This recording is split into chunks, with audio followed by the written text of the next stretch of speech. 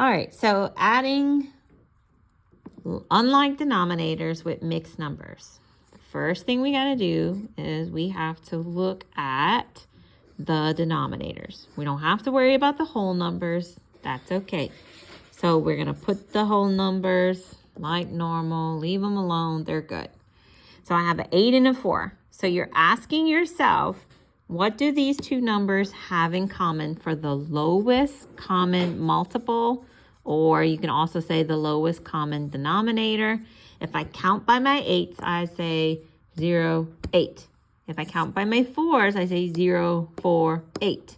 So they both have 8 in common. So I want an 8 in my denominator. So I'm going to put 8 and I'm going to put 8. This one's already 8, so that's good. Yay!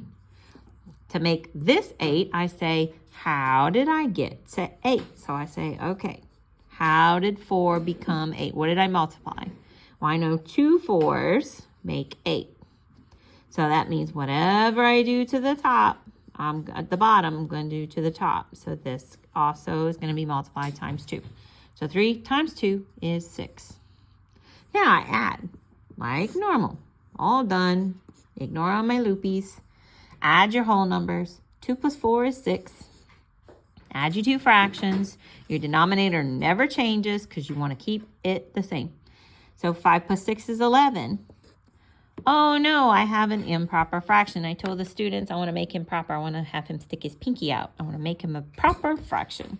So 2 ways you can look at this. Either you're going to say the top number divided by the bottom number. It goes in there one time. That would be your extra whole number. And then whatever's left, so 8 minus 11 is 3.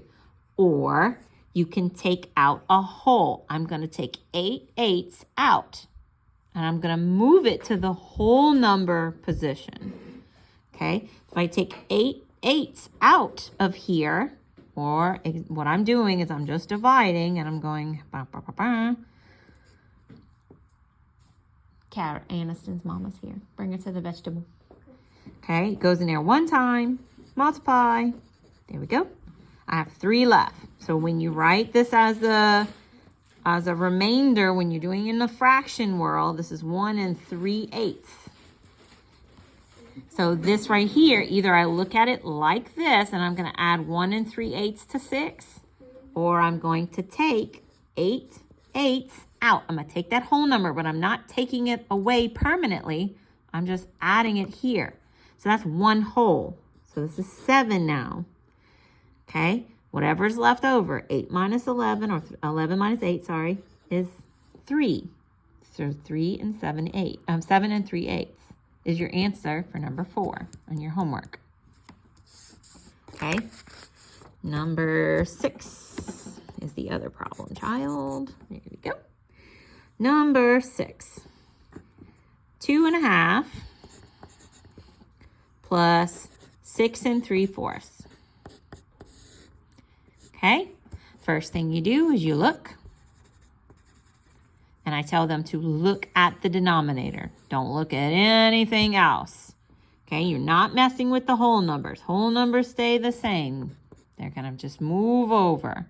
Okay, 2 and 4, what do they have in common? If I count by 2s, what do I get that's the same as 4s? 2, 4. 4 is 4 times 1. They both have 4 in common. I don't want to do 8. That's multiplying even higher because I could just leave that one alone. Most of the examples that you'll have on the homework, or a lot of them are like that. You're going to leave one of the numbers alone. So the 4 is going to be left alone. Yay! Okay, and I just write the numerator again because I didn't have to change it. It already has the same thing in common. This one I am changing to 4. So I go, how did I get from 2 to 4? Well, I used 2 2s. Okay, and then I just need 2 1s. And also 2 4ths is a half. So I told them they have to start thinking of those halves. Then I add them. Okay, add my whole numbers. 2 plus 6 is 8.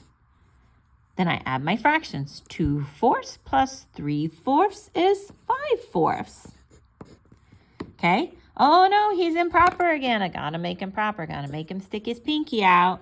So you're going to scoop out a whole number. You're going to take out 4/4, or you can say the top number divided by the bottom number and you have something left over. But the kids don't really understand that. I'm going to take 4/4 out of there and move it here. Okay, so that's going to make it 9. So I'm taking 1 out of it. Whole numbers or 1 or same over same. 4/4, 2/2, 3/3, 7/7, 8/8, 9/9. Okay, so this one I'm going to take 4/4 out of it, and 4 minus 5 is 1. I'm going to have 1/4 left over. Or you can do all the work like normal old-fashioned way that we used to do. So 4 into 5 goes in there 1 time. Multiply. I got 1 left over. You put this over this, and it's 1/4 is left. And you add 1/4 to here, to the whole number.